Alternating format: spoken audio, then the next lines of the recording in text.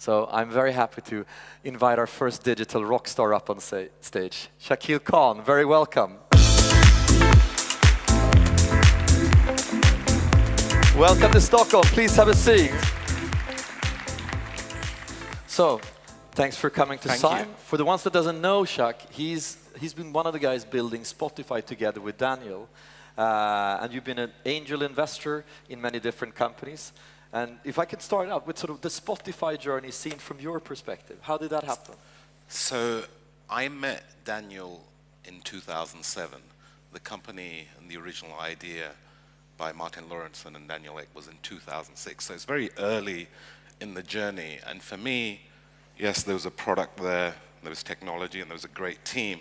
But ultimately, it was the vision that Daniel had, a 23-year-old entrepreneur from Sweden, wanting to build the next generation media company. It wasn't a small goal, right? It wasn't, hey, we're just going to build a company which is going to be the biggest in Sweden or in Scandinavia. From day one, he had his mind set on the world. And that's what excited me. Combine that with the fact that there's a certain amount of naivety, ignorance, and confidence.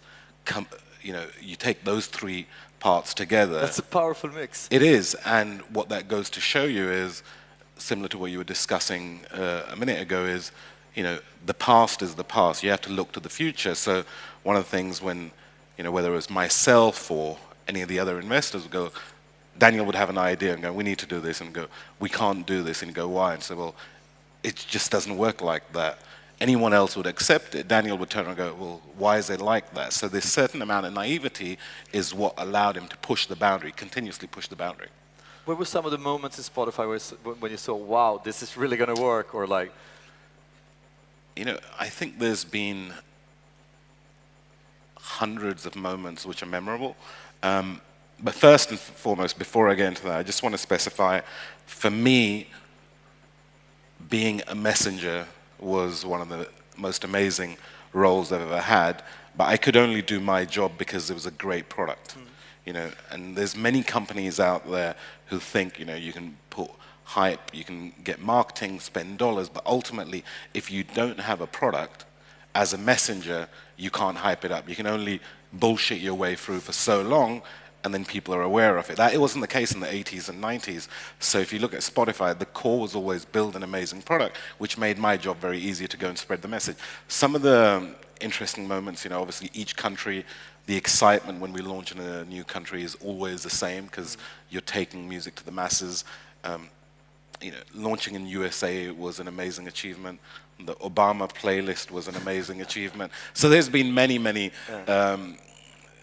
iterations of that. Some of the more memorable ones are when we first start going to the USA, you'd meet guys going, hey, Shaq, so how's it going in Switzerland? And go, why the fuck would I know what's going on in Switzerland?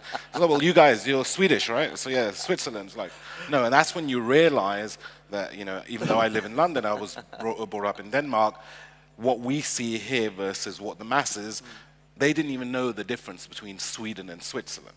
Right? So that education to try and take over the world, it's a far bigger challenge because you're sitting there going, well, we can just go take over the world, and you have the Americans sitting there going, oh, it's a cheese fondue, that's you guys, right? No, it was Swedish, IKEA, it's like, okay, Switzerland, right? And you just couldn't understand, and then you look at it from somebody who's been brought up in the USA, has no concept where Sweden is. So the last thing they're expecting is a media company to come out of here. But speaking about education, you come from, your parents were illiterate, you dropped out of school yourself, and still you're an amazing technology entrepreneur. How do you see sort of education systems and entrepreneurship go hand in hand? So this will probably be controversial purely because I've never gone to college, right? So I left school on my 16th birthday. Even when I was in school, I was too busy selling jeans to the school teachers and running some sort of joint venture with the school printer that the redundant paper that he'd had left, we'd sell it to the local takeaways for the kebab shop, and I'd survive like that. So I have no idea what is being taught in colleges and universities today. So I can't make a comment to go, is it good, is it bad? The one thing that always intrigues me is, I remember my business study classes, how can a guy who's never run a business, and he's only a so-so teacher, sit there, teach kids about how to run a business. If he was any good at running a business, he wouldn't be a teacher, would he? He'd be running a business. So the logic there, it's a bit confusing for me. Who knows? So what I'll do, I'll invite somebody who has done something that I wish I will sometime do, and I think most of us does. He's been elected the #1 business angel in Europe, and he had 3 exits in 1 week. So that if you get exits at that pace, you deserve to be on SIME stage. Dusan Stojanovic, please welcome up on stage. You can sit next to Jacques here. Please sit down.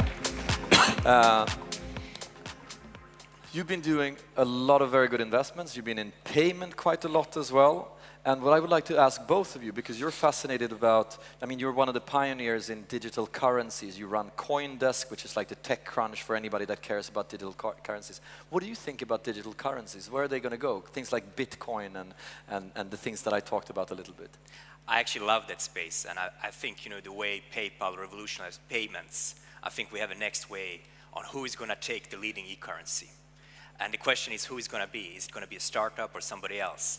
I do love Bitcoin. I do see a little bit of challenges in terms of the money movements, and that some fiscal discipline might be needed and some fraud elements might be covered. But that's also a challenge, and maybe that's the next step of innovation that needs to occur to actually reduce the risks about the new e-currency and global e-currency. So if there is any time better than it's now to actually create an e-currency where nobody believes in the euro, in the dollar, or any other currency. What do you think? You know, if you take Bitcoin on one side and you take the fact that we're in 2013, why is it in 2013 I can send you a text message, an email, an audio file, a video file, a song, and it'll take about 2 seconds to get there. But if you say to me, Shaq, you owe me $12 for that pizza we had last week, I'm like, give me a couple of days, I'll try and figure it out. I'll go to my online bank account, say, hey, I need to send $12 to Sweden. They're like, well, that's going to cost you $27 to send, right? So the system is broken, and it's running on systems which were built on the 1970s. So I try and use the term money over IP. I don't know whether it's going to be Bitcoin. It sure looks like it right now that it's going to be Bitcoin, but digital currency is coming, and this could be a great framework, right? But have somebody made sort of serious money in buying Bitcoins and selling it? Yeah, so if you take last November, there's a company called BitPay, which I invested in, which is the world's largest Bitcoin payment processing company. And we invested in that in November. The price of Bitcoin then was around $10, maybe just slightly over $10. Last week, it hit over $300. Okay. Right? So it was a 30x return. Part of me thinks, hey, should I just have it invested in Bitcoin instead of BitPay? But the two go hand in hand. And again, I think we're at very, very early stages. We're just scratching the surface. There's a long, long way to go before this becomes mainstream. So the opportunities are going to be there, whether it's PayPal doing something to counteract it or embracing it, whether it's Western Union, because one of the biggest threats is the remittance industry. You know, you have somebody here who's sending money to Somalia or Sudan or to Nigeria, whatever. The costs involved, it's basically Western Union just, you know, putting a protection racket tax on it. So this shouldn't be taking place today, and I think a lot of friction is going to get removed from international money transfer. And what, if you look at, if we switch gear to being investors, when you look at companies, what do you invest in and who do you invest in? Yeah, so, well, first, to have actually 3 exits in a week, the kind of 3 magic words about investing at the end of the day are the following. It's luck, luck, and luck. But you're lucky so often. So we had a Swedish skier called Ingmar Stenmark. He didn't say very much, but when he said things, they were very powerful. Yeah. He said, I got very lucky today. Somehow, the more I train, the luckier I get. And I think that's true for the new breed of angel investors, cross-border angel investors as well. So you kind of say, you know, what do we invest in? You obviously invest in global ideas, but how do you find a global idea? So I had an interesting discussion with Dave McClure, who started 500 startups, and he goes, well, you can go around the world all the time if you go westwards and never go eastwards, because then you don't have the jet lag. And he done 650 investment, I only done 14, and I go, if he's done 650 and goes across the world, I need to find 14 global companies if I just go for it. So I think it's, you know, what do you invest in? You try to invest into people, number one, that we've always discussed, right? But it's actually like what you just said, somebody who really wants to really change the world and not stay a Chinese local champion or an American local champion. So that's the number one thing, that he actually has an enormous vision. Now, from my point of view, I want to see that person who wants to change the world, but I need to be able to relentlessly help him, because what is changing and mutating the angel investors today is, on one side, you have the crowdfunding guys, which is great, and I all hope that you're going to do crowdfunding investments. But that is the spray and pray philosophy. You put in a lot of bets and you hope you're going to find a star. What we on the other side are doing and mutating, we were kind of active angel investors. We are becoming hyperactive angel investors. So we relentlessly, from 5 o'clock in the morning until midnight, try to help the guys that we have put a bet on. And that's how we kind of together try to actually help the entrepreneur who is already great in his And idea. is that a strategy or a medical condition? No, but jokes aside, I mean, these fast-growing companies, they get a lot of help, but they also have a slightly different DNA than slow-moving companies. There's a lot of corporate leaders here. What can you take from what you learned from these fast growers if you would share that with the corporate leaders? How can they get some of that energy and spark into larger organizations? Well, if you look at most of the successful companies of today, there's a striking similarity in all of them, which is founder remain the CEOs and is very product-led. So my person, So product-led and product-led, the and the stays founder CEO. still keeping the vision. Having an amazing COO and CFO is obviously crucial, but it really is about founder-led companies. So if you take Facebook, you take Spotify, there's untold examples, and this is just my opinion, but I think as soon as you move away from that, you start experiencing challenges because you're then optimizing for something which wasn't the original vision. That's an important comment, but it doesn't answer the question. What if you don't have the founder? What do? How can I go to my large company and say, I went to SIME, I put ice in my face, I want to mutate, and this is how we do it? Luckily, I'm not a management consultant, and I never want to be one, so I wouldn't have the answer. I can go and charge somebody a load of money, show them a load of PowerPoints, but I wouldn't have a clue what to say to them. I think you are asking a very tough question. What I do believe in, though, very much when it comes to the corporates around the world, is that what we've seen in the US is a trend we really need to take to Europe. And I was at the Global 1000 for the 8th year in a row that was done in San Mateo in September. And basically, from the 1,000, it was narrowed out to 350 to 35 Global 1000s who were actually pitching the way they see the future and the problems and the pains they have. And actually, that was pretty useful for me, because then I kind of think, is there a match between the global ambitions my entrepreneurs have and the problems they have to solve with what the Global 1000 do? So I really hope that we're going to take these Global 1000 events to Europe in a big way. This is great that there are a couple of Global 1000 here, but if we scale up that and we have thousands of the Global 1000 and create them in a close symbiosis with the new ideas, then we have it. So my answer to your question, it happens with people when people meet.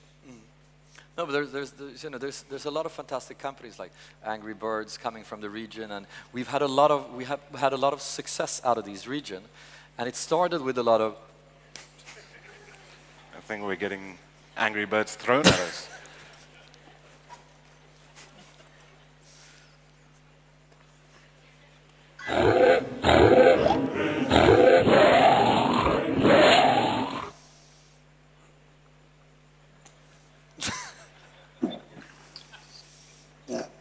Hi guys. Can you hear me? Yeah.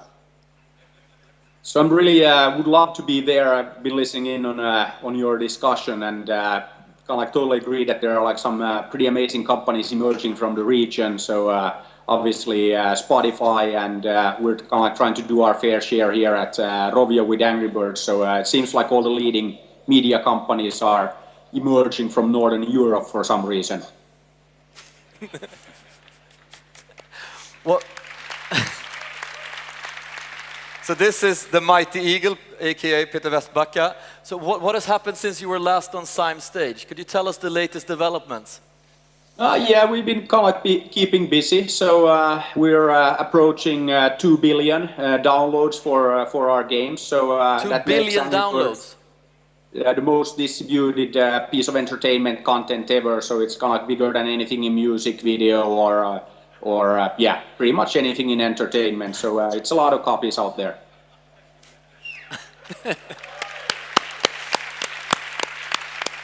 And of course, since we last met, we have massively expanded our consumer products business. So last year, those are kind of like latest numbers that we've announced. 45% of our business was in physical consumer products. So kind of like what I like to say when we have some companies saying that in a few years all of their business will be digital. In a few years, more than half of our business will be physical.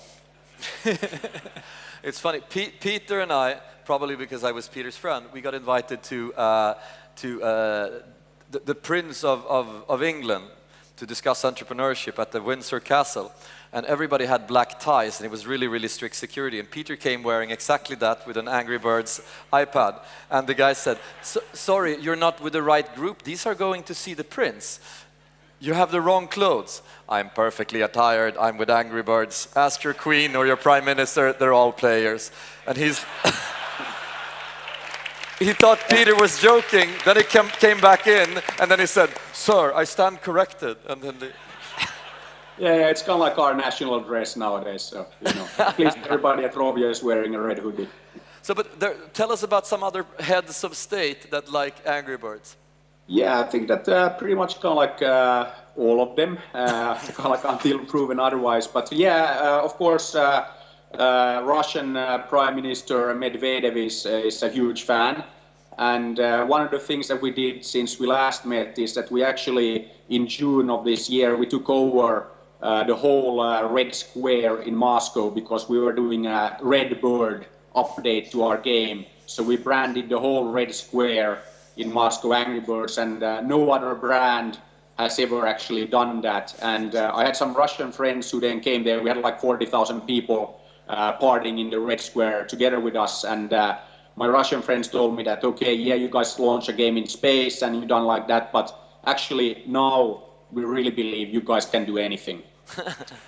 But what do you do on a strategy meeting in Angry Birds? You sit and do a lot of psychedelic drugs and then you just come up with these crazy things? Or, I mean, the whole idea that a bird is getting thrown on a pig and now you're going to do a 2.5-hour Hollywood movie about it. I mean, how are these ideas created and what can we learn from that ideation process? I think that, I mean, you already touched on like a lot of the things earlier in your presentation as well. And I think that it really kind of like boils down to attitude. And I always get this question that, okay, you know, if you look at actually the brand of Angry Birds, we kind of did some studies. So 9 out of 10 Americans know the brand. 94% of the Chinese population know the brand.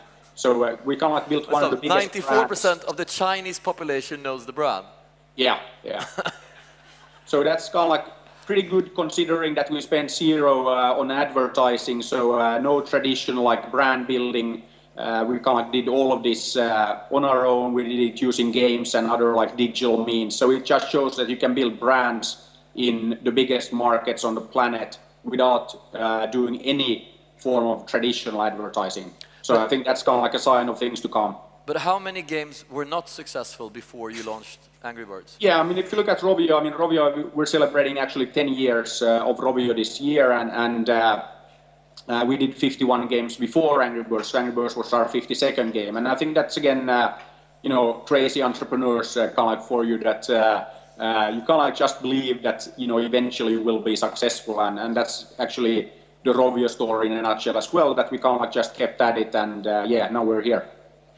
Yeah, I want to ask all of the panelists, if you only had one button you can push on and you want to fuel growth, and real growth, not sort of growth just by somebody throwing money at something that is not working. I know you have strong views that a lot of entrepreneurs are too money-driven, Jack. You want to elaborate on that? On the sort money of side? yeah, no, but on sort of people looking at venture capital rather at the. So I always use the example. If I asked you, hey, Ola, what are you doing? You said, I'm building a house. And then I met you again in 3 months. Say, how's your house building coming on? I expect you to go, well, you know, here's some plans, or, you know, the foundations are laid. I don't expect you to say to me, I've got 3 mortgage applications in with the bank at the moment. But if you talk to a lot of entrepreneurs at the moment, you go, hey, how's it going? It's like, oh, I'm building a business. You talk to them 3 months later going, how's it going? It's like, oh, I have 3 term sheets from VCs. Excuse the language, but who the fuck gives a shit whether you have term sheets or not? Each moment that you spend with the VC is one less moment you're spending building your product. So, you know, funding's very relevant. Having amazing investors, the types which, you know, most companies are lucky to have, add value, but money is a tool to fulfill your mission to build a great product and build a business. It seems like the world's got obsessed by reading a bit too much on technical blogs, and every entrepreneur thinks to be a good entrepreneur, they need to know every VC and spend their time on that. So there's a huge divide there of not focusing on the core product, But you're not optimizing too your founder finances. of school teachers, management consultants, large corporations, or VCs. No, Who I'm a should you huge hang fan. out with? No, just No, joking. I'm a huge fan. I'm just saying, I think the world's got distracted. I don't want to take up too much time. 80s, everyone wanted to be in a band. 90s, everyone wanted to be a DJ. 2000s, everyone wanted to run a web design agency or be a web designer. It seems like this decade, it's cool to say I'm an entrepreneur rather than say I'm unemployed. So the wrong types of people are trying to build the wrong types of companies with the wrong type of money. Dusan?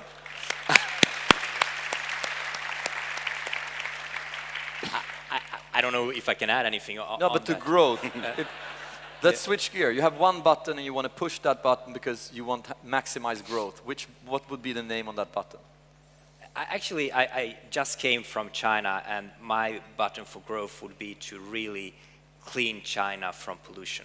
I think that could help really growth. Yeah. No, but he's very serious about it because we know clean tech here and they know how to pollute there, and that's a great marketing opportunity. And I need to move there, and I want to move there, so I need to clean it before I move.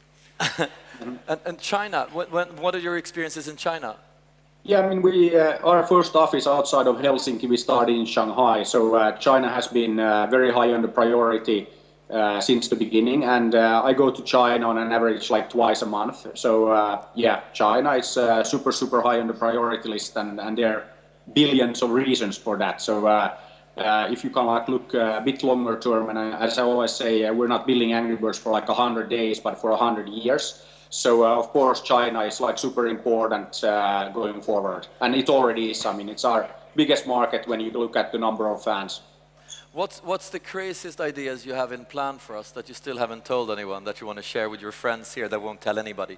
Yeah, right. No, I think that we have a lot of kind of like crazy ideas, and I think that this is also kind of like one of the things. And I mean, on the topic of China, so I was kind of like giving a talk to the Beijing Communications University, and then I was asked that, okay, you know, how do you guys do it? And I say that it's actually very easy, you know, because if you look at Rovio, we now have 800 people, so I mean, we added a few since we last talked, but we have 800 people in the company that all can walk on water.